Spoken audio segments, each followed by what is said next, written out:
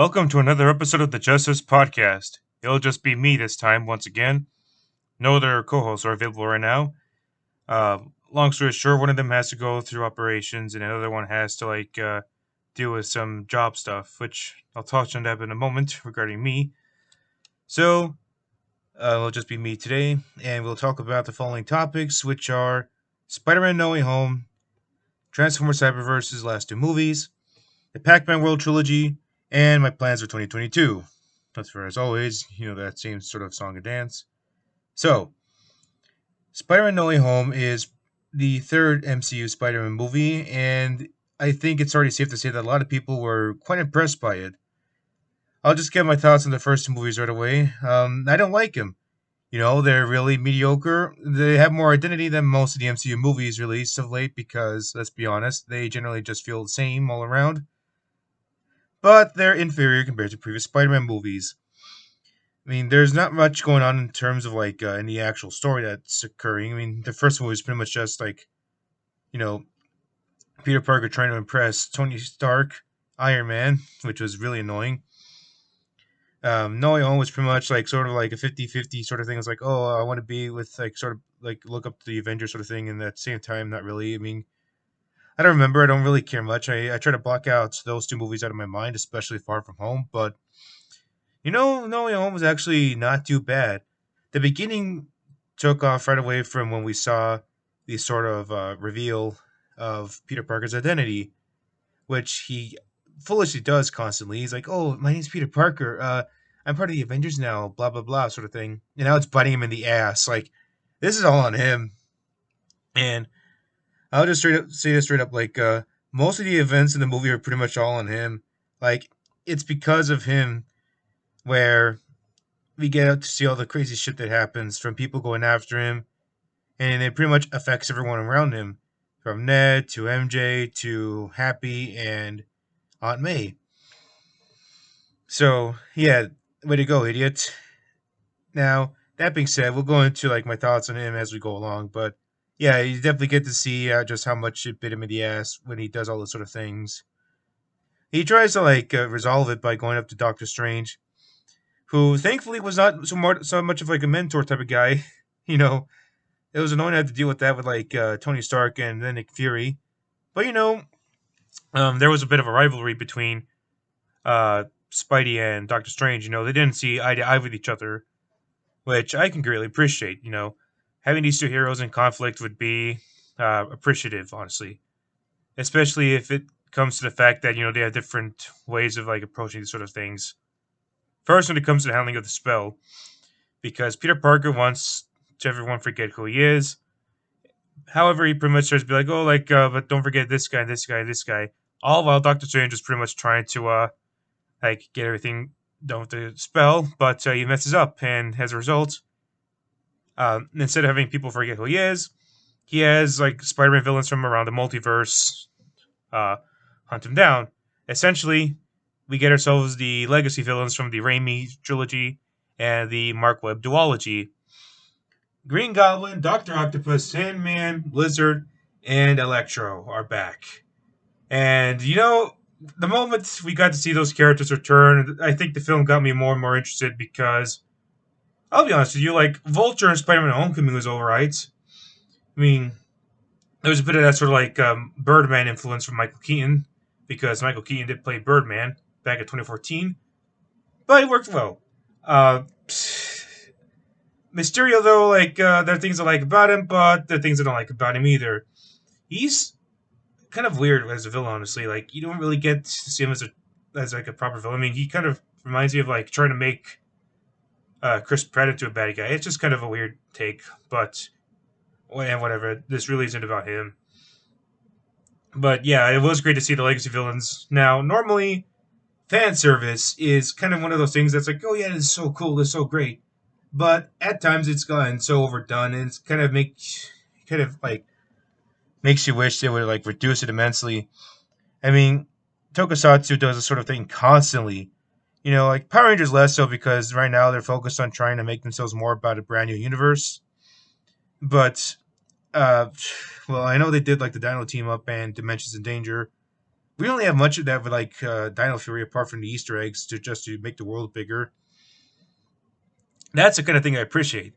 Whereas you look at Super Sentai Kamen Rider, it's always just like, oh my god, look at these new suits, these new suits, new suits, new suits, it's the older suits, guys. Look, these new older suits. They're gonna like stand next to each other. That's like Tokusatsu in a nutshell when it comes to the anniversary stuff, as Dawson Rider would like infuriatingly call out. And I say infuriatingly because he gets upset about that sort of thing immensely, and I can't blame him honestly. So that's pretty much like one thing I'll give No Way Home credit for is the fact that they knew how to make the legacy villains feel more than just fan service stuff. You know, nostalgia baiting is one thing, but if there's one thing I could say about the way they handled it here, it's much more like better done overall because they just knew how to make the characters consistent. They didn't like try to dumb them down. They weren't treated as jokes. At first, I did get kind of annoyed that Doctor Octopus was like getting sort of like taken down easily by Tom Holland Spider Man, but then I remember like, oh yeah, he's not that severe of a villain. He's not that aggressive. I mean, he's like not as um, he's not as bloodthirsty in a way as like the Green Goblin is, and it makes sense that he would pretty much be one that gets taken down so easily because like he isn't as corrupt as the other villains are. Uh, Eventually, we get to see the Green Goblin show up, but he starts to be kind of an interesting sort of number to talk about, mostly because of just his role. But before then, we have to meet up with the likes of Electro and Sandman. You know, Sandman pretty much had like sort of a bit of a. At first, thought that Spider Man was on his side, but then like he got confused because Tom Holland wasn't his Spider Man, and then you pretty much have uh, Electro. It's pretty much gotten itself from being blue to becoming yellow, which honestly, I think the yellow works for him much better because it feels like a proper sort of like I don't know what the right words are. I kind of slipping up on my words at times. It's not easy doing this by yourself, but I think the yellow works well for Electro because it kind of makes him look more evil in a way. I mean, okay, the lightning that Sith Lords have in Star Wars being blue, white is nonsensical, but I just think that if we were to ignore Star Wars and just talk about cape shit, the blue lightning that Flash has in the Cyberverse works because it kind of goes well with the sort of approach of being a good guy. In contrast, like Electro is pretty much more of a bad guy. It's kind of like a color coding sort of thing, where Flash's lightning makes him good, whereas Electro's lightning makes him bad. Now, does that make any sense because they're from different companies? No, but it's just sort of like a theory I have in regards to how you would like color code lightning powers. It's just something weird, but all I have to say is that that was certainly a glow up on Electro's part. He looks much cooler now. It was kind of funny him seeing him naked at one point, but that's not his fault. Lightning powers are kind of like hard to control. But apart from all that, we also get the Lizard, who he and Sandman are pretty much very CGI-ish. And what I mean by that is the fact that they're still in their same um, CGI designs. They cannot be shown as humans. I'll get to that in a moment. But yeah, it was kind of amusing to see that three of the villains are kept as the same actors, whereas two of them are not. They're remaining in their like, I guess, villain identities. You know, Sandman. Like we got to see Sandman's like real look to him, Flynn Marco's face and whatnot in Spider-Man 3. But we'll talk about that in a moment, like I said. So this one, Doctor Octavius is confused with what's going on. Like he talks about all these other villains, like his life, comparing and contrasting to their lives. You know, some people are like, "Oh, you died." No, I thought you died. It's kind of shows you that these guys have no idea what's going on. They were brought back from the last points they were killed, and I think the one we got to see the most with that sort of like approach was with the Green Goblin because you know we already got to see his character in Spider-Man trilogy.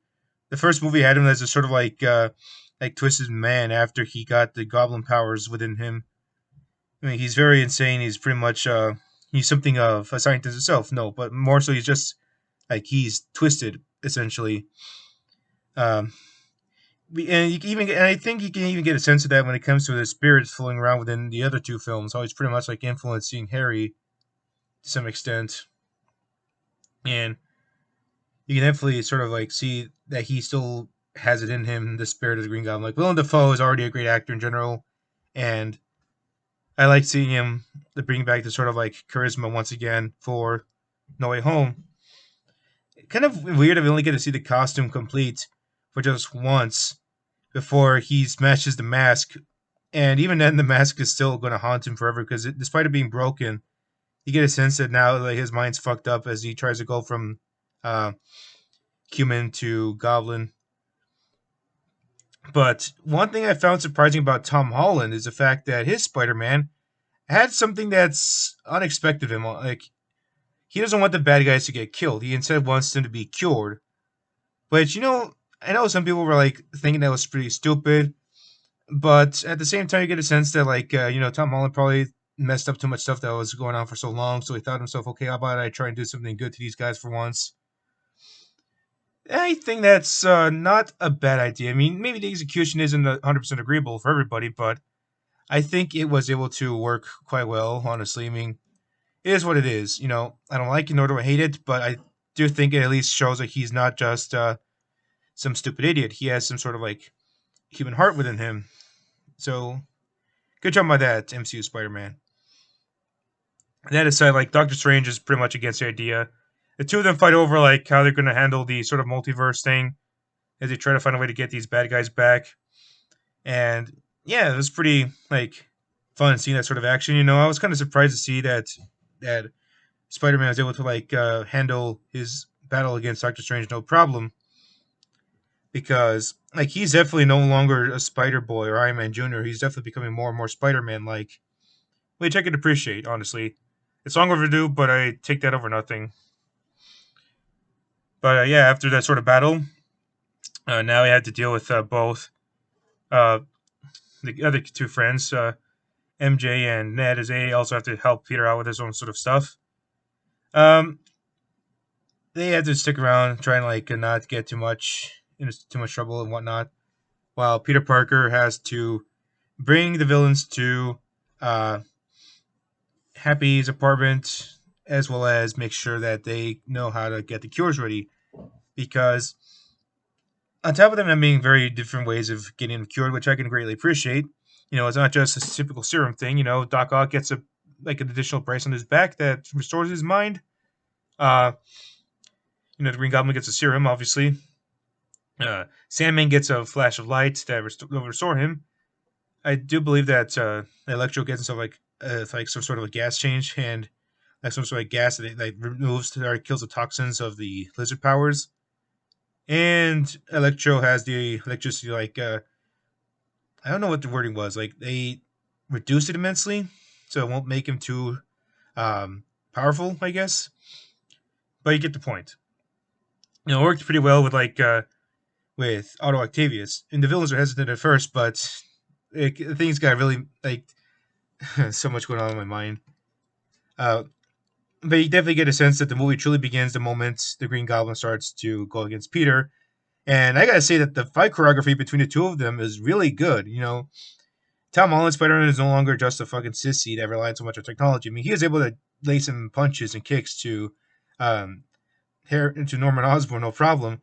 But I think Norman was also just as terrified. I mean, the fact that he kept on getting punched and he did his like signature evil laugh is just Jesus fucking Christ. It's spine chilling. And the fight was pretty intense all around. Uh, what shocked me the most is the fact that Aunt May was caught up in the explosion, and like that in itself was kind of like something I wouldn't expect her to do. But more so the fact that she actually dies. We never got to see this Peter Parker's Uncle Ben die, which I'm okay with. But at least like try and bring it up. But at least they did show this Aunt May die, which is kind of different because we never got to see Aunt May die on screen. Not that I have this sort of weird list of things I want them to do in a Spider-Man movie, but hey, that's kind of a surprise, honestly. And of course, we also get to like see J. Jonah Jameson go around and be like, Spider-Man's a menace, and Peter Parker is a piece of shit. Like that, like J. Jonah Jameson is more recurring in this series. It is kind of like weird at first that J. Jonah Jameson would pretty much be the J.K. Simmons actor that we saw because that was pretty much like specific to the Raimi trilogy. So it feels weird to see J.K. Simmons play him again in the MCU, but I guess that would mean that J. Jonah Jameson in the Amazing Spider-Man universe is also J.K. Simmons. Could be. We don't know. But yeah, he pops up and every once in a while in the movie, and I think my favorite scene was when Peter Parker was react like trying to recover after the death of Aunt May, and you pretty much have J.K. Simmons, J. Jonah Jameson on screen, blaming Peter Parker for the death of a victim, and it's almost like he's like blaming him. Like he's almost like he's right there blaming him as like a soldier or like a sergeant that's yelling at his soldier for failing in saving the day. That was actually done up really good, and it definitely is something that we don't get that often with the MCU films in the past. So yeah, props to that. It's just well, it's really good. Speaking of returning characters, before we get into the two new guys, or two old guys, I should say, Matt Murdock returns. He doesn't do much actually. He appears briefly in the scene. We don't see him again. I don't think it's been a while since I've seen the movie, but he was there in the beginning. You pretty much know him best for saying stuff like "I'm a good lawyer," "I'm a good lawyer," and especially after he caught a brick. They definitely teased his role as Daredevil, which, if you have not seen the Netflix Daredevil series, what are you waiting for? Try and look for it if you can. But it's just great to see him again. Thankfully, he isn't like toned down. I was worried that they were gonna try and do what they did with Batfleck in that shitty ass Justice movie, where they like made him into this little bitch ass motherfucker that's like, oh, I don't not like you, Superman, or something's definitely bleeding, or some stupid shit like that. Like, fuck Joss Whedon, fuck Jeff Johns. But more importantly, yeah, they didn't butcher Matt Murdock, and I don't think the same could be said for, or I think the same could also be said for Kingpin in Hawkeye. I've not seen Hawkeye. I don't really care, but if I could try and get myself the scene where uh, Kingpin appears, and I'll probably see if they actually did keep him consistent with his character style or not. Because I'm gonna be honest, say that these sort of like Disney Plus shows for the MCU are written differently from the Netflix Marvel shows. Which, speaking of, we also have ourselves the return of Tobey Maguire and Andrew Garfield. Which, even if they try to hide it, like there's a chance that we're gonna show up anyhow. Um, I have to say, it is great to see Andrew Garfield return. I mean, he really hasn't changed a bit since we last saw him in 2014's Amazing Spider-Man 2. Tobey Maguire, though, definitely grew up immensely after we last saw him in 2007. I mean, unless you weren't like paying attention to his other movies that he did after Spider-Man 3, you'd be shocked to see how much Tobey has changed if you haven't seen anything that involved him since 2007. And yeah, it was kind of surprising to see him look so different. He's not. I don't know what the right words are. Like I don't want to say wiser. He looks more experienced. He's like more chiseled all around. Uh, he's more rusty a bit. Like he's more preserved. So he still has the same characteristics to him. I mean, he's not toned down or anything. He's much more of a humble man all around than when we last saw him. He was a little more outgoing to some extent. Like, but I was happy to see that his character was at least consistent. Like I think Tobey Maguire probably didn't want to return to the role constantly, but I can at least appreciate the fact that they're able to make him consistent with the writing style he's known for. Because you look at other movie actors that were famous for a character based on an IP, and they're either going to be written pretty well, or it's just going to be cheap ass fan service with infuriating results. Like I know we've already done the same sort of song and dance with Disney Star Wars, but the original trilogy cast wasn't treated that well in the series. For the sequel trilogy, like people are probably going to be like, oh, like he's going to do it again. Why would you complain about like Luke Skywalker's role? You're like freaking white man baby piece of shit, whatever. But the thing is that I can see what they're going for, but it just doesn't work out that well. Nobody wants Luke Skywalker to remain a farm boy 24/7, but at least make the change of character consistent with what he's supposed to be. Otherwise, you're going to end up upsetting the wrong people, which will result on Twitter trying to call every single fan that happens to like Luke Skywalker as toxic or man baby or whatever. Thankfully, the people that were behind bringing back the legacy characters did a pretty good job with making them consistent. I did kind of notice, however, that Toby's ears looked a little bigger than they normally were. I mean, that's not the movie's fault. I mean, they probably could have digitally altered his hair to make it look more consistent with his appearance in Spider-Man 3, but I guess they want to make him look like an older Peter Parker. But yeah, it gives great fan service all around to see the three Spider-Man together. Tom Holland Spider-Man was actually pretty cool this time around. I didn't really mind him this time near the end of the series. And the three of them were able to take down the bad guys, curing them left and right. And at the same time, Doctor Strange got back, and now he's trying to get everything together in hopes of preventing the multiverse from tearing up, especially when it comes to all the different Spider-Man villains. I had to say, though, that one thing that I kind of liked more than the final fight itself is just sort of like the little things with the characters, you know. Like the interactions between Toby and Andrew and Tom were pretty good, whether they were in the house or in the school or near the Statue of Liberty. Yeah, I especially like the fact that, you know, they're complimenting each other, asking each other questions about sort of things like, oh, I fought an alien both in space and on Earth. Oh, I fought an alien as well. I wish I got to fight an alien. I wish I had brothers. I love you guys. You're amazing.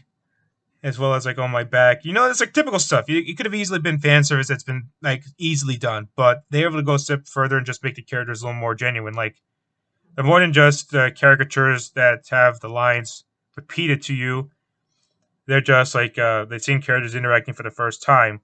It make it feel natural, you know. Don't make it feel like too much of those comic book page memes. Oh my god, those things are everywhere. But anyways, like it was good to see them return. It was good to see the characters pop up to save the day.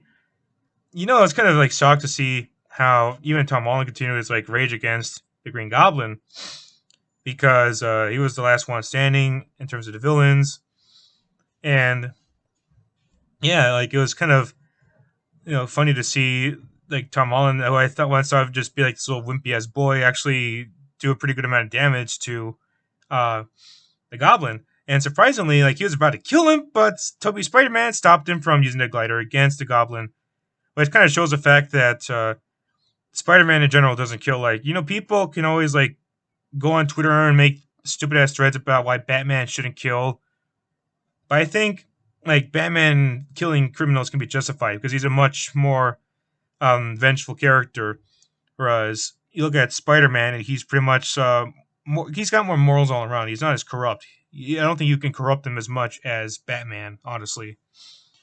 I know there are moments out there from one comic book or one comic panel that hasn't said otherwise, but in general, Spider-Man isn't likely to kill a criminal compared to Batman, and that's fine with me. They're different superheroes. One's a much more outgoing character and one's more ominous. That's fine. Now, I don't want to hear any more people trying to make a stupid thread about who should and shouldn't when it comes to these fucking rules. But yeah, like I was surprised to actually see that Toby Spidey got stabbed in the back by the Green Goblin. I was like, oh shit, they're actually going to kill him. They're actually going to try and piss off the fans and bait them into watching this movie. Blah blah blah blah. But no, he actually survived the stab. And I'm like, oh yeah, I remember this whole like yeah, he actually did get stabbed by Harry. And I remember, like, yeah, like, Toby Spidey went through a lot of shit, but he's still able to make it in one piece. That's fucking surprising, and he even did the same thing here as well. So, after all the fan service stuff, after the Green Goblin was cured, everyone was sent back home, while at the same time, Tom Holland, Spider-Man decided to, like, let Doctor Strange do the restoration and dispel once and for all. And now Peter Parker's life has to reset because no one knows who he is, but at the same time it comes at the cost of his friends forgetting who he is as well. And it is kind of like, I didn't have much of an attachment to it because I didn't really care about the characters, but I did understand the fact that, this is all he's doing, but at least he gets to restart all over, and hey, I'd rather take this sort of method of restarting a character by having him, like, know what happened in the past without erasing any sort of events entirely, over when Warner Brothers would do and try to like use the Flash to like spite a movie director that they are envious of just because he got more love than they did, and go studio politics. Because Spider-Man: No Way Home, yeah, it's the most blatant fan service movie, like one of the most blatant fan service movies. A lot of IPs go for fan service these days, but I think this is a good example of how to do it. You make the legacy characters as well written as they were before. You improve on the original character, like your new characters, instead of trying to like throw them aside or erase them. And you're able to make a satisfying story that anyone can like. Now, I say that because like I like Tobey Maguire's Spider-Man more than I do Tom Holland's. I like Tom Holland's Spider-Man a little bit more now, but I still like Tobey the most. However, even if I joked about it, I wouldn't 100% want him to erase um like Tom Holland's Spider-Man and be the main MCU Spider-Man. No way. Like Warner Brothers thinks that's going to be a good idea when it comes to using Michael Keaton and replacing him as a DCU Batman, which would be pretty fucking stupid because you have this character that you have a much more so frustrated with that sort of stupid thing I can't even talk properly. But like you have a character, an incarnation of a character that a lot of fans like, and even the people who don't like the films that he's in do like the character associated with them. And you want to replace him with a character or a version of the character that's going to appeal to boomers that aren't even going to support your film because it's not your childhood, or they have other things they want to talk about instead. So yeah, good job, Warner Brothers. You're going to appeal to a fan base that's non-existent in a way. But as for Disney and Sony, I think you guys did a pretty good job all around because Spider-Man: No Way Home is definitely a reactionary movie. Uh, you can compare it to a lot of other films that are based on different IPs that have fan service in them all around. This one has the most, or at least sort of compromises that scream nostalgia over good story. Like it's a balance of both, honestly, in my opinion.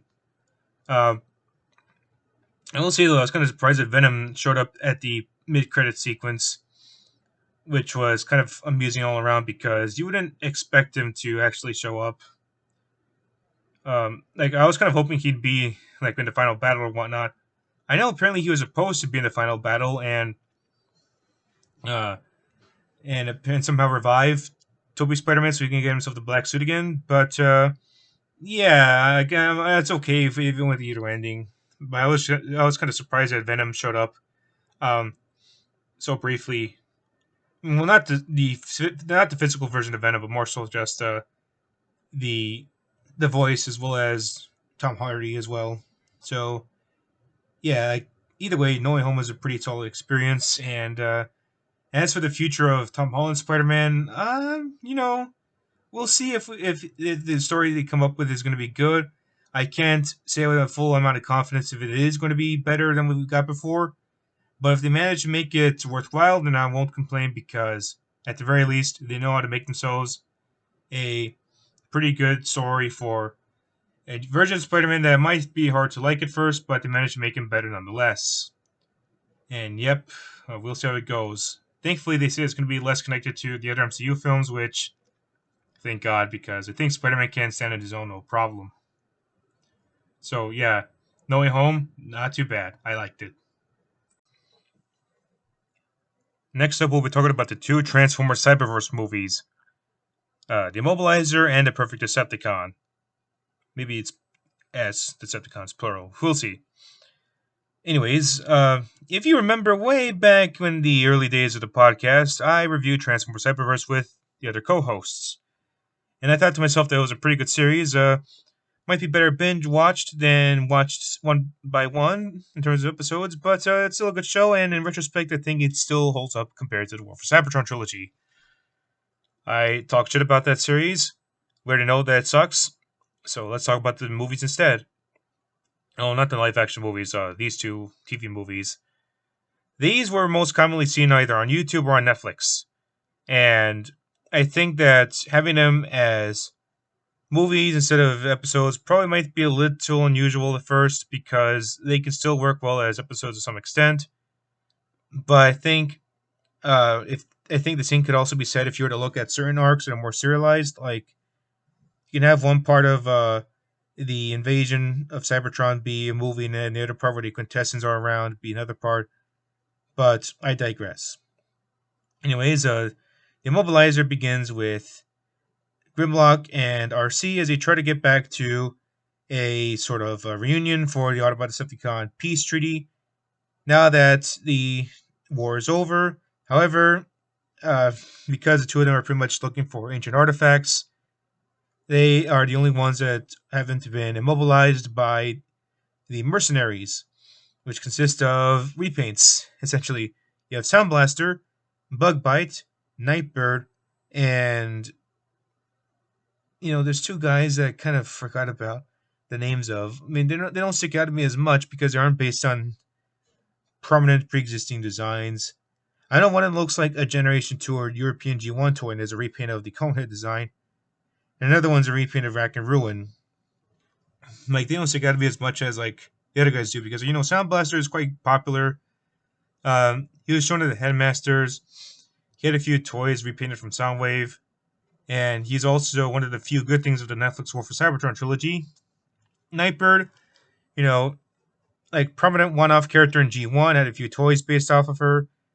Was the basis for Shatter in the Bumblebee movie, although I don't quite see it. And the real Shatter is going to make an appearance in Rise of the Beasts, which hopefully we get to see very soon in spite of the delay. And there's also Bugbite, who's basically Bumblebee if he was albino and evil. So there's that. Now, yeah, the movie itself for the Immobilizer is pretty fun to watch. Like you might think to yourself that okay, everyone's gonna be all right if Grimlock and RC stick around, but no, actually, RC gets ran out of the series temporarily because Grimlock has to make some new friends in the form of the other Dinobots: Slug, Snarl, Sludge, and Swoop. Although it should be like Slug, Sludge, Snarl, Swoop, but feels weird to not have it be Slag, Sludge, Snarl, Swoop. Anyways, forget about that. Yeah, it's great to see the Dinobots show up. Kind of weird that we haven't really seen, a full-on Dinobot team like this in ages. I mean, we've had ourselves like Dinobot teams that are very varied in terms of the members. Sometimes you might have a few men missing, either because one of them died or because it's a different incarnation, which is fine. But Cyberverse is the first series that's not G1 to have the same sort of Dinobot team that's exactly like it, and everyone's fully operational. Because Fall of Cybertron, Sludge died midway into the story, and the poor guy didn't get to make it back until later on in the series. But I could definitely say that it was nice to see the full team here. The personalities are a little different. They might have a few accents. Like I think one of them had a New Jersey accent or sort of like a Brooklyn accent. Swoop is the most interesting because she's the smartest of the Dinobots, equally intelligent to that of Grimlock. And Swoop's a girl. Like, honestly, I don't really mind that so much. A lot of people are going to be like, oh my god, why'd you change your gender? Or Twitter's going to be like, oh, yes, Queen, yes, Slay, Swoop, she's my favorite character. But, I can let it slide because it's a new universe altogether. They can, like, get away with it no problem. It's nothing wrong with that. It works well. And I'm not going to make a thread about why it works well and why it doesn't because it's a waste of time. And Twitter threads are stupid for the most part. So yeah, female Swoop can stay. Although it kind of sucks that she doesn't have like a good toy of her. Grimlock has a warrior class figure, which kind of sucks, but it's serviceable. Slug has a really good warrior, like deluxe class figure. Snarl has a decent warrior figure. Sludge has a so-so ultra figure, but Swoop doesn't really have anything apart from the Crash Combiners line. Ouch. And at one point, as they try to escape, they accidentally stumble upon the Enigma combination that was obtained earlier, and they become Volcanicus, which I have to say right away, I like this Volcanicus way more than I do the one from Power of the Primes. Because A, the characters, on top of being newly designed, you can tell we're able to work well as becoming a combiner, whereas the G1 Dinobots were not made to be combiners, and as a result, they had to force something into them without trying to take too much liberties. And you know what makes it worse? The toys clearly had the sort of design traits that were there for the combiner mode, especially on Grimlock, but the toys were pretty much but the show was pretty much based on like third-party designs. I think it was a Dibbits from some fan's toys company. I have no idea. Too many third-party Dinobots. and too many reasons not to remember the Power of the Prime trilogy because it equally sucks along with the War for Cybertron trilogy. So yeah, Prime Wars, War for Cybertron trilogy, both shows suck. Cyberverse not suck, blah blah blah. But yeah, Volcanicus design wise is pretty cool. Voice wise, it's not what I go for, but it works all right. You can definitely tell that they're able to focus on just what it's like for teamwork. Uh, it might sound like a very cliche, been there, done that sort of thing, but I think it works well for a combiner as well, since like these guys aren't used to working together. On top of them being like sort of meeting each other for the first time. Although I will say that I did like the fact that they pointed out that they got his message and have Grimlock pretty much be considered as the king of the Dinobots, which was shown in season one. So props to that for continuity or continuity. And yeah, it's like I like the fact that they were able to show teamwork properly because being a combiner wouldn't be that easy. Everyone has to like be in sync with each other, and it's done up pretty well. I mean, it's been done before in some stuff, whether it's like Ultra B and Robots in Disguise 2015, and I guess Power Linkers with Ironhide and Jetfire and Energon, but it's also done here as well. And I think it also shows the fact that, combiners aren't always going to be in line with each other. I mean, you can have some that are pretty much in unison, like Devastator, but you're going to have some that are pretty much sort of haywire, like poor Menasor, as we've seen at times, I think. Maybe. Anyways, they're able to take down the mercenaries no problem. However, they got to take on their boss as well, Trypticon, who is very big. He was somehow able to fit inside a ship. And yeah, I like his personality. He's a very clear businessman. I like the fact that we got to see his tooth sparkle. And yeah, it's kind of amusing because, when they brought in like the Titans and other series, they like in the more adult oriented shows, they were pretty mediocre all around because they were pretty much just big dudes, no real personalities to them. Whereas here, like you would think that being a more comedic series would probably make them dumb down, but I think they're able to work quite well. And you can even get to see that Triptychon's kind of like an interesting boss because, he treats his like members like family if they're able to do the job pretty well. And they were so close, but alas, he did not make it. Pretty decent fight all around. I like the fact that Triptychon and it kind of had the Dinobots fluctuate between becoming a combiner and being split up. So that's pretty much a good way to teach him how to make things work. I also like the fact that they're able to try and have a bit of a conflict between Soundwave and Sound Blaster at one point, especially when it comes to the way things work with Laserbeak and Buzzsaw too. But at the end, the Trypticon gets frozen up. The Dinobots get to win, and pretty much everything is restored for Cybertron. And yeah, everyone is quite happy to be together. The priesthood is done, and no more mercenaries. However, the Perfect Decepticon continues things off with the Perfect Decepticon, which has the same Decepticons that we saw near the end of the series, or season 3, I should say, as they start to cause a lot of damage on Cybertron. The Autobots and Decepticons wonder what's going on, and things aren't quite as smooth for them because they don't know how to really take them down because they keep coming back. However, one of them, a badly damaged one named Tarn, who has some sentience to him, shows up and tries to convince the Autobots, especially Optimus Prime, to help them try and get everything that they need to essentially stop the Perfect Decepticons from fighting each other and fighting against the Autobots and Decepticons constantly. And it works out quite well at first. They have to go through some traps to go to a temple. However, they get bamboozled easily because Tarn takes the helmet that's meant to control them, and he ends up being quite manipulative towards everybody. He forces Optimus Prime to fight against a bunch of the clones, while he has Shadow Striker and other Decepticons force him to become part of the faction again. However, some of them decide to betray him immediately and fight against everyone else, while a few of them take their time and actually stepping up against him. And you get to see that when it comes to just how much pain Optimus Prime went through in the arena, until we got to see all the Autobots and Decepticons stand one last time together as he fights off against the perfect Decepticons. We go back and forth between them fighting, them winning, them losing, them winning, them losing. At points it get kind of tiring all around, but at least it paid off quite well with one last battle against Soundwave.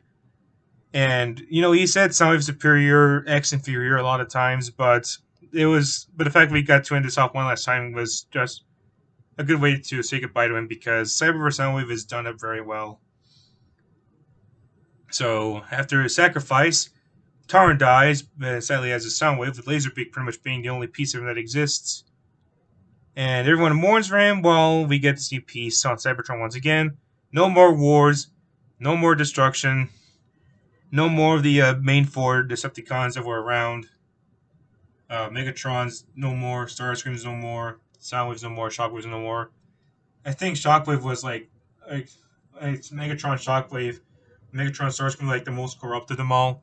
Megatron less so because he at least had some sort of reason with Optimus, and Soundwave was the most redeemable to some extent because he wasn't able to like have that much beef with the Autobots easily, especially when there's very few of them to um, work with until things got back to normal. So yeah, it was great to end off on Cyberverse like that. I will say though that it was just kind of weird that this would be our ending. I kind of expected Optimus to die, but I think Soundwave dying would be a little more creative in a way, just to see which character gets killed off. So yeah, like these two movies aren't the most groundbreaking things of Transformers, but they're a breath of fresh air in terms of media because like I'd rather take those over the Netflix War for Cybertron trilogy, as I said before, because at least you get a sense that Cyberverse's writing is done up quite well. I like the twist over there. I like the new things that were added in. The new takes on the older characters is remarkable. I'm sure some IDW fans. By the way, IDW is losing the Transformers license this year. Thanks for wasting our time with the reboot, suckers. But yeah, I know some people might be upset that Tarn isn't written the same way as it was in the comic books, but at the end of the day, you get a sense that you would do something like this by manipulating them because he wants things to go his way, and he managed to make it work quite well. And he got to like mock everyone else for being inferior to him as he took control of everything until he was proven inferior by Soundwave in his last moment. So yeah, Transformers Cyberverse was a surprisingly good show, and these movies are a pretty good way to end off on a pretty uh, nice watch all around for this show. It's just too much to talk about, honestly. But yeah, it's just great to end off on a high note. Uh, I don't know what we're gonna expect from a Transformers show from here. Like, I hope we don't get another adult-oriented Netflix show that's meant for older fans. I don't want to go through that again for Legacy. But I can honestly say that I can at least appreciate that Cyberverse had a bit more effort put into its stuff because at least the characters were better written. At least the stories were more consistent and more well like better paced all around. And at least you get a sense that none of your time was wasted. One movie might feel a little more lighthearted than the other, I will admit, but it still works nonetheless, and I'm happy to watch both of them. But I don't know what we're gonna get afterwards. Like I know the next shows are gonna be on Nickelodeon, but we'll see what happens for Transformers from here. I just hope that we get ourselves like whatever we get. Like I don't know what the designs will be like, what the tone or the animation style or how long it'll be. But I just hope that it's just as it manages to be as good, if not better, than Cyberverse because um, while we're not going to go back to the days of Transformers Prime or Animated or Beast Wars anytime soon, I can honestly hope that we get ourselves something as comparable to Cyberverse, if not better. But we'll see what happens. The third topic will be about the Pac-Man World Trilogy. Now, I know what you're thinking. Surge. Pac-Man. Really, dude? It's just a game about mazes that you just go around in and collect all the dots, avoid the ghosts, try to avoid, getting them if you're very close to them, try and get the big dots to try and eat them up, etc., etc. Rinse and repeat. That might be true for the first few mazes, or the first few games, I should say. Although they did try and make things a little different with each subsequent game in the arcades. But there was a time when the Pac-Man series was not just the same sort of like maze game, nor was it the weird era of the 2010s where it was just a mix between nostalgia stuff and the mass appeal yet not well received Pac-Man Ghostly Adventure show. I'm talking about the late 90s and early 2000s when they tried to experiment with the Pac-Man stuff. Mostly with the SNES and Genesis games, and back in time, the New Adventures, which is weirdly called Pac-Man 2 for some reason. But it was more so about the iconic Pac-Man World trilogy, which I think was what helped put the series at the top in popularity back when it was around. But it wasn't meant to be Pac-Man World at first, or at least for the first game, that is. At one point, they gave one of the people behind Namco Home Tech all the stuff they had to do for like making IPs based off of their properties or game ideas and whatnot. Pac-Man Ghost Zone was conceived as one of them, but they didn't want the player to be the real Pac-Man, but they had a kid become Pac-Man in the arcade after mocking it. It wasn't that good of a game anyhow. Like the tank controls and the poor design just made it look so terrible. It was as unbearable as Bubsy 3D. I mean, there was a lot of weird stuff too, like the weird sound effects, the weird sort of gameplay mechanics, and there was always this weird, like, sort of like ooh sound that would play in the background. Like I don't know what the fuck that was. So we got ourselves Pac-Man World, which is meant to celebrate the character's 20th anniversary. And what better way to celebrate that than having him have to rescue his birthday after the ghost kidnapped his family and some of his friends? Uh, yeah, it's actually kind of erotic about that. But yeah, the first game itself is alright. Decent gameplay mechanics, good level design, nice remixes of the arcade tunes, as limited as they are. I like the level design. I like the sort of like approach they had with modernizing the gameplay, while still having some of the elements intact. I think what makes them stand out more is just like the apart from the level design and the fact that you can play as Pac-Man in a 3D game, is just the way they handled the story. Because I think people remember stuff like Talkman, especially with the reveal that was just Orson this whole time. Uh, I like the different boss designs as well. Some of them might be a little annoying to take down, but it's manageable if you know what you're doing and if you're trying not to be too reckless. What I also like is the fact that you have little things that are references to other games, like you have the little galaxy symbol, which helps you get to the mazes, which are alright. They do try to be faithful to the original game, but the traps sort of like get in the way, and it's not the best, I'd say. It's okay, though. And of course, one of the bosses is based on Galaga or Galaxian. One of the two are Bosconian, I think. I think the design was more reminiscent of like the enemy ships from Bosconian. The ones that you have to like shoot either the six circles or the core within them. Anyway, like yeah, you get the idea. It's pretty much like that sort of thing, but with Pac-Man being your protagonist. Uh, it's not too shabby. I think it might be better explained with some proper gameplay, but it works quite well. The graphics aren't too bad. They're able to make it nice and colorful, while most of it's just like using pixels or sprites. I will say that Pac-Man's design being a sprite works very well for him. It makes him look spherical to some extent, and it works quite well. It doesn't feel too out of place. It makes him still look 3D. I will say that some of the difficulty spikes can be kind of annoying with the bosses, but also when it comes to the one-up system as well. Like the lives, you don't really get to continue a game after you come back with like a reset stock of lives. You still start with 0 lives, and it can get annoying. But thankfully, it is sort of easy to get a lot of lives if you play the game as much as you can, get all the bonuses. So it's not that terrible if you know what you're doing. That is, thankfully, it's not that hard, honestly. But yeah, I think people will probably remember more so like just like the story elements for the game, because and on top of the level design too. I like the fact that we get ourselves pirate theme. We get ourselves a caverns theme. An ancient theme, a space theme, a spooky theme, a carnival theme. Like it works so well. It kind of like fits in well with like the world of Pac-Man, if you ask me.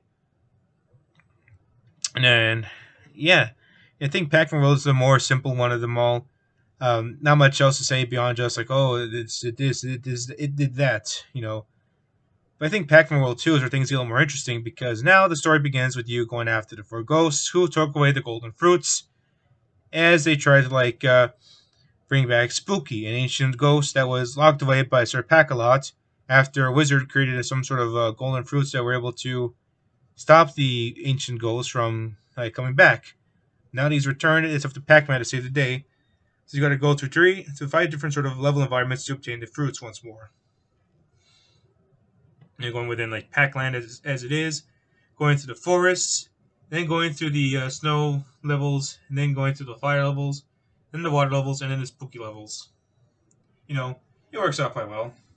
A little more low variety this time around in terms, especially when it comes to like the level setting, if you ask me. So no problem there. I will say though that when it comes to going against the enemies, once again, the moveset was much more refined this time around. Pac-Man feels a little easier to control. Uh, you get an upper kick this attack that was not in the first game. You can also get more stuff this time around. Like in the first game, you could pretty much unlock the sort of blooper reel, and the original Pac-Man arcade was available from the beginning. But here, you can get yourself more arcade games, which are a pretty cool thing if you ask me, especially when not many people would probably access them apart from the Namco Museum. It's all good stuff, honestly. And it also works if you get all the fruits, all the collectibles and whatnot, which is prominent for like a requirement sort of thing. But one negative is the fact that you can't really save your progress after you beat a level. Like you have to restart everything. It's not like Lego Star Wars where everything is saved after you collected everything from a level where you can come back and get everything in a second run that was missing. You have to do everything in the perfect run for it to work, and that can get annoying. So it's going to require some practice for you to do everything that requires you to get all the fruits and all the other stuff. And of course all the dots as well. It can get especially annoying for levels that you can't go back to. Or parts of a level that you can't return to after you get a checkpoint. And if that especially counts true for stuff like the ongoing levels, like the water levels, because you're going in one direction only, and you have to either get everything as soon as you get it, or constantly retry over and over and over again. Yeah, that's kind of an annoying thing. The music this time around doesn't require as many sort of arcade remixes, but you come up with original themes this time around, which I think fit in quite well with Pac-Man World as a whole. Though, annoyingly, they do try to use the same sort of motif that you would expect. The same sort of beats, same sort of music rhythm, tunes, like notes. I think it's hard to describe one to one, honestly, because I have so many things going on in my mind right now, trying to get everything done on its own. Each level has a sort of same different take on the same sort of beats or music that we get for one level. Slightly different instrumental, slightly different pace, slightly different feel, and especially you get that with the boss battles. My favorite music, honestly, has to go from Pac-Land, as well as the forest levels and the water levels. Meaning the shark, Scuba Duba, Shark Attack, and Yellow Pac-Marine is my favorite music of the game. And I like Scuba Duba definitely has that really cool underwater music to it, which kind of goes against the sort of very peaceful water music that you expect like Jolly Roger Bay or Dire Dire Docks. That's those two levels are associated with the same music. But you get what I mean. Whereas Dire Dire Docks is more peaceful and relaxing. Scuba Duba works well when you're going to an awesome mission. And Shark Attack, while annoying as hell with the level, I like the remix that they have for the theme itself. And you get to hear it in the trailer at one point as well, which is based. So yeah, music is an improvement all around. Controls are better. Getting everything in one go can be a little annoying. You don't have to get to rescue your friends this time like in the first game. So here it's more of a case of you just getting everything that you need to unlock the arcades that were available in the sort of museum sort of thingy. I don't know what I'm saying. But either way, you get everything that you need in one go, no problem. And and also you have to fight against the bosses, which consist of each ghost going in some sort of machine with various forms of attacks. Most of them, the ones that stick out to me the most, have to be the submarine, as well as the frog robot that's from the first world. And yeah, it kind of gets repetitive for the other ghosts when they use the robot attacks. Like I know that's been done up constantly for everyone else, but at least here with the frog and the submarine and Spooky, to some extent, it's tolerable. Speaking of the battle against Spooky, it does kind of suck that you don't get yourself an upgraded version of yourself, a Super Saiyan Pac-Man and whatever. He's gold, yes, but his powers aren't enhanced that much. It's like barely different, honestly.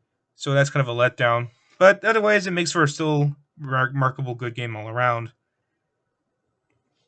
Now, Pac-Man World 3, though, now that's where things get very different because it was originally Pac-Man Adventures, which evolved on Blood, and was a very different game. It was much darker than anything else.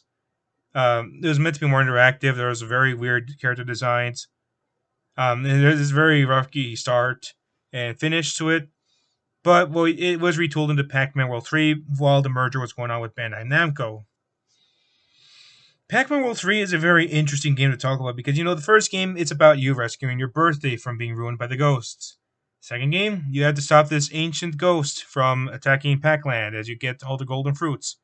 In this game, though, you are sent into a different world than you're used to try and team up with the ghosts as you go up against an evil alien named Irwin, who is trying to take up the energy of the real world and the spectral realm, which is where the ghosts live, to absorb his powers for the robots and take over the universe. That's sort of like the Cars 2 meme where it's like first movie racing, second movie blah blah blah spy stuff and blah blah blah organizations, third movie racing. Although it is less awkward when it comes to the fact that the stories get a little more complicated as things go along. First game's simple, second game's sort of intermediate, third game's kind of like a little more complex. Especially when it comes to words they use. Like they're very talkative in this game and use a lot of big words. But I think that the way the characters speak is done up very well. It's kind of amusing to me that Pac-Man in this game has more of a personality than Mario does in any of his games. Now, that's not to offend Mario because I like Mario, but to tell the truth, Pac-Man has more personality to him in World 3 than Mario does anywhere else. Like, Mario doesn't really have much of a character to him because the player is meant to just see themselves as Mario, whereas Pac-Man has a more defined character. You can already tell the fact that he's that he's always got a smile on him because he's a nice guy who can occasionally be sarcastic to his friends, and at times he's even showing some expressions that you can show him like annoyed or concerned or sad, which is a great way to show off that Pac-Man isn't always just a smiling guy, but he still has a happy attitude nonetheless, which is great for Pac-Man. And yeah, this game sits in with the 25th anniversary of the character, and which sounds so old, as he said. And by the way, Martin Sherman's voice for Pac-Man is my favorite. I wish we got to see him again, especially considering the fact that this is the last time we get to see, the one and only time we see Pac-Man with a voice like that. Otherwise, you got yourself the Hanna-Barbera cartoon, which is good for its time. I saw like the holiday special back in 2006 or 2005. I liked it enough, but that doesn't really scream Pac-Man to me. And you got the Gold State Adventures series, which is, yeah, we don't need to talk about that one. But yeah, like this game definitely is very different from everything else. I mean, apart from the science fiction feel to it, the environments are very different. The tone is much darker. The antagonist is very corrupt all around compared to what we've seen before. Orson comes back this time around. When we last saw him in the first game, he was pretty much like this little crybaby ghost that got eaten by Pac-Man. He was like, "Oh, nobody loves a ghost," but I was like helping Pac-Man out. He sounds much older this time around. He's got a new Talkman that's not an evil Pac-Man looking ass, but it's more of a man-made machine. That's sort of a similar shape, but it's more combat oriented. And he's very talkative too, very obsessed with technology. He kind of reminds me of the voice of Hassan Ahmed, who does the Power Rangers videos and the Pentatonics meme I did on my channel. Not bad. The other ghosts get New Jersey accents too. Like it's kind of funny to hear Clyde and Pinky speak, which I should mention. I think this series is one of the biggest examples of him using the Blinky and Clyde error because Blinky is normally the red ghost, whereas Clyde's orange. In these games, however, Clyde is red and Blinky is orange. I think the reason why they came up with that mistake was because uh, Clyde being the red guy, I mean the red guy probably being the leader, they want to make him stand out. But I think but I remember clearly that Clyde being the orange one made sense because he was sort of a contrast. He was like the idiotic one in a way. Well, I guess Inky is more idiotic. I don't know. It varies with the games. And these ghosts are random as hell. But yeah, that aside, the game also has a talkative stuff. It also plays a little differently too. Like it's definitely the most balanced sort of like mechanics for Pac-Man. And I like the gameplay around it as well. I like the butt bounce this time around. It feels much more. It feels much cooler. It feels more effective with the third bounce, which sends a little shockwave. The sound effects I think are my favorite. Pac-Man sort of like arcadey like noises when he jumps around, and is pretty cool. The rev sounds are a little less cartoony than they were in the previous games. Kind of reminds me of like Sonic the Hedgehog's like spin dash build up, except less Sonic-y. And yeah, you get a sense that this game is different in terms of tone around, but I really like it for some reason. People hated it so much because of how much it was different, but I think it makes sense for it to evolve in some way. It's not like Pac-Man's going to suddenly become the Dark Knight or anything like that. It's a nice evolution. It's kind of like when a kids show starts off very um, positive and outgoing at first before things get a little more serious. That's the way I see it with the Pac-Man World trilogy. And thankfully, there are a few lighthearted moments in it all around, such as the interactions between Pac-Man and Clyde slash Blinky, and the way like friggin' Irwin bitches about losing a lot. If there is one thing I don't like about the game, though, it's the combat because you get to punch enemies in this game. Well, that does make sense because Pac-Man has gloves, punching gloves, boxing gloves. The punching just feels a little slower than it should be. Like it's not that it takes so long for the game to respond to your button input, but more so the fact that it slows down the gameplay as a whole. Like I like butt bouncing the enemies more than I do punching them, which is kind of weird because punching enemies would be satisfying, but I kind of prefer when you're in a platformer game and you're like jumping on enemies or attacking them with your moveset in mind instead of just punching them because it kind of slows things down a bit. And these levels are very long too. Because I think longer than the previous games, if I do say so myself. But that being said, I do think that the gameplay itself is pretty good, except for the combat stuff. The level design, like I said, is very different, but at least it's able to like help it stand out more because Pac-Man World and Pac-Man World 2 are very similar to some extent. Although one of them has more like your typical level design of ice, fire, lava, water. So I appreciate them standing out a bit further with a different environment, and or environments plurals. It might be a little too alien or foreign for Pac-Man, but I'd rather them at least try and change things up a bit instead of just rinse and repeating stuff. Plus, I think it'd work well for like this sort of thing. If Mario Galaxy can have Mario like going around to different worlds, and I know that happened years later before like or after Pac-Man World 3, but why not have Pac-Man be that sort of thing? It's just I don't know, kind of amusing to think about. So yeah, like definitely a much darker Pac-Man game, but not too dark. I'd say there are a few things I don't like about it, but overall I did enjoy Pac-Man World 3, especially the writing because I just love the way we get to see the characters interact, um, especially Pac-Man because little known fact, but one of the first video game characters I knew about was Pac-Man and Frogger. Frogger was from the Great Quest, and Pac-Man was from the Namco Museum arcades, and I think these games as well. I don't know if I played them as a kid back then. It's been so long because I knew Pac-Man, I knew Frogger before I knew Mario, which is kind of funny because most of my cousins knew Mario from the Nintendo stuff. I was more of a PlayStation kid back then, so it's kind of amusing to think about this because Pac-Man, the more you think about it, is not as like simplistic as you think. Because I do think that the World Trilogy is what helped him peak in popularity. In addition to the fact that it was much more experimental time, much more creative time compared to what we get nowadays, which is just nostalgia stuff. Not terrible nostalgia stuff, mind you, but it's like I kind of wish we got ourselves to a new Pac-Man World style game. I know the Ghost Adventures series had two games that were similar, but they don't have that same sort of feel. They feel more like your typical TV show movie tie-in games. I don't hate those as much as other people do, but those are clearly a case of like, hey, let's tie in a video game with a movie. or a TV show.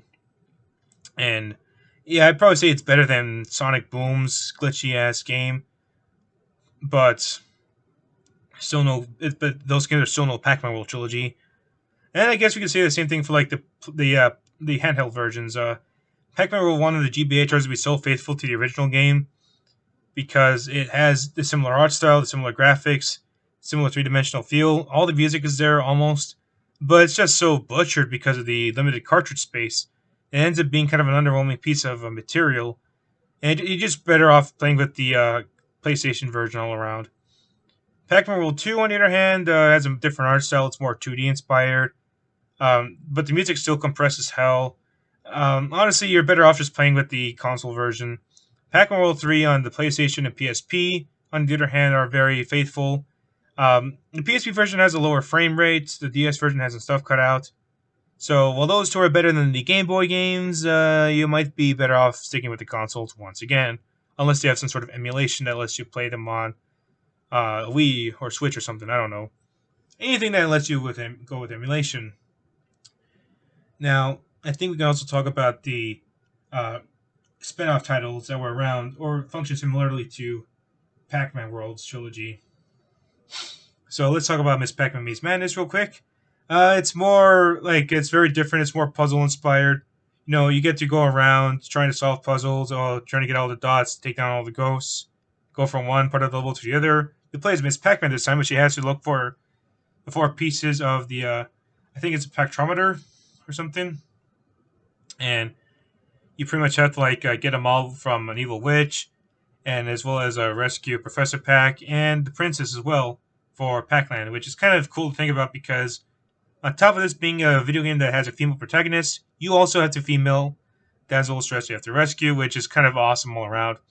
You know, Princess Peach, Super Princess Peach was a game that was probably more recognizable because it has Princess Peach. It's more recognizable than Miss Pac-Man.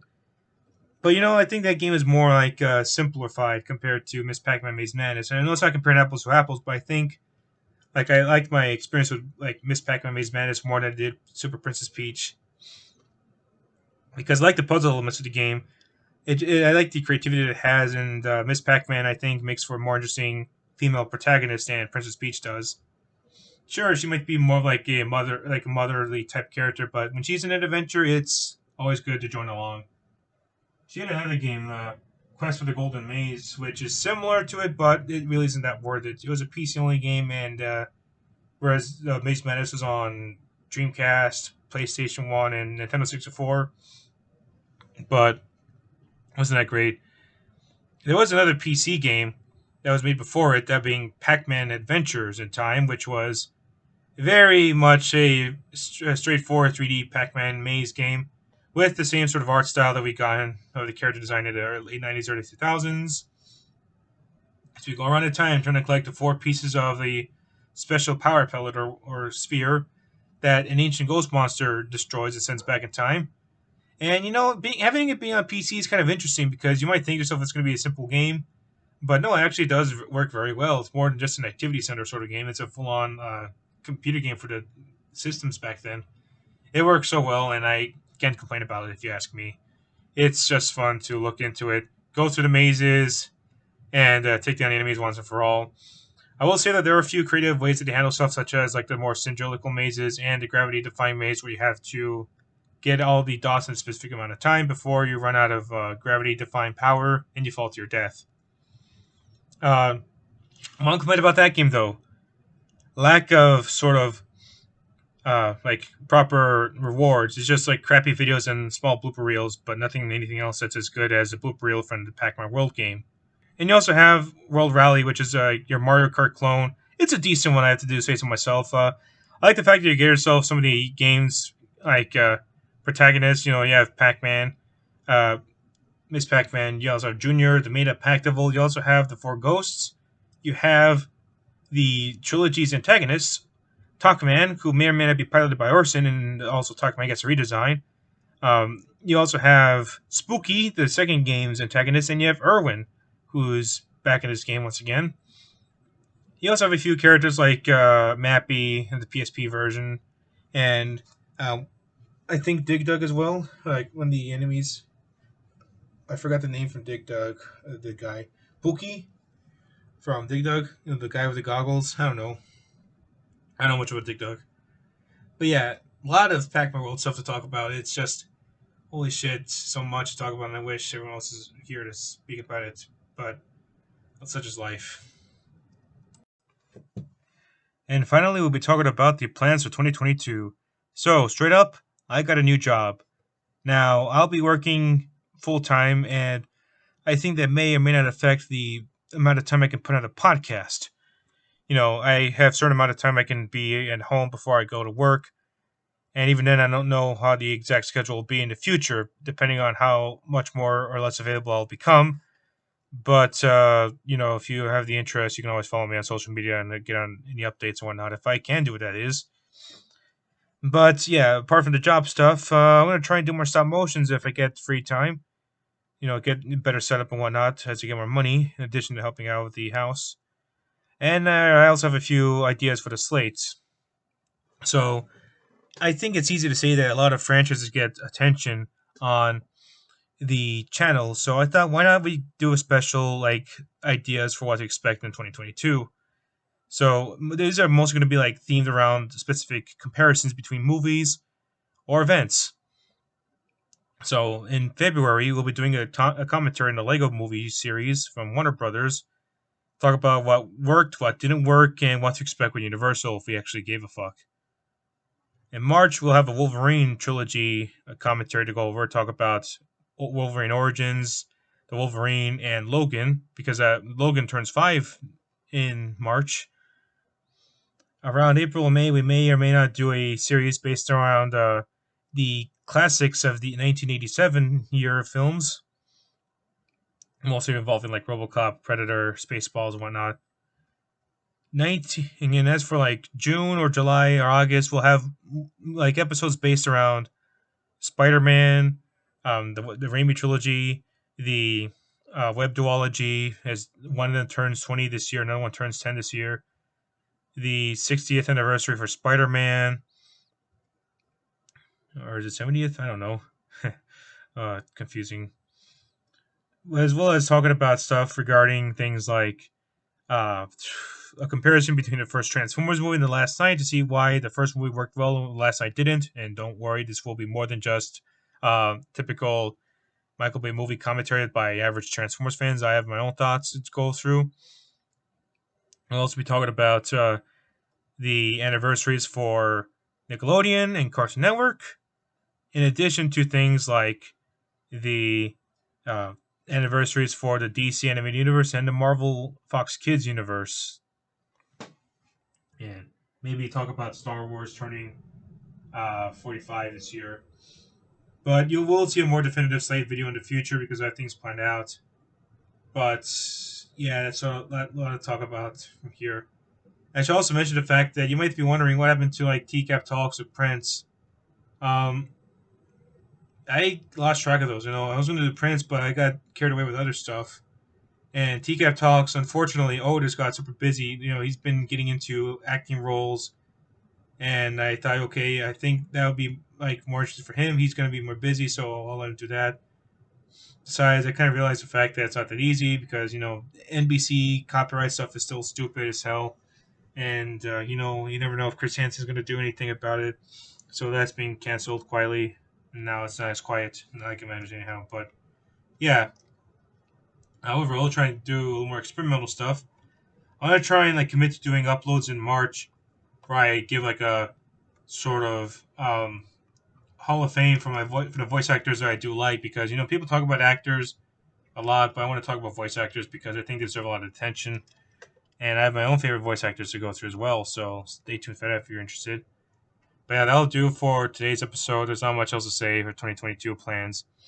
I wish the other guys were here, but life happens.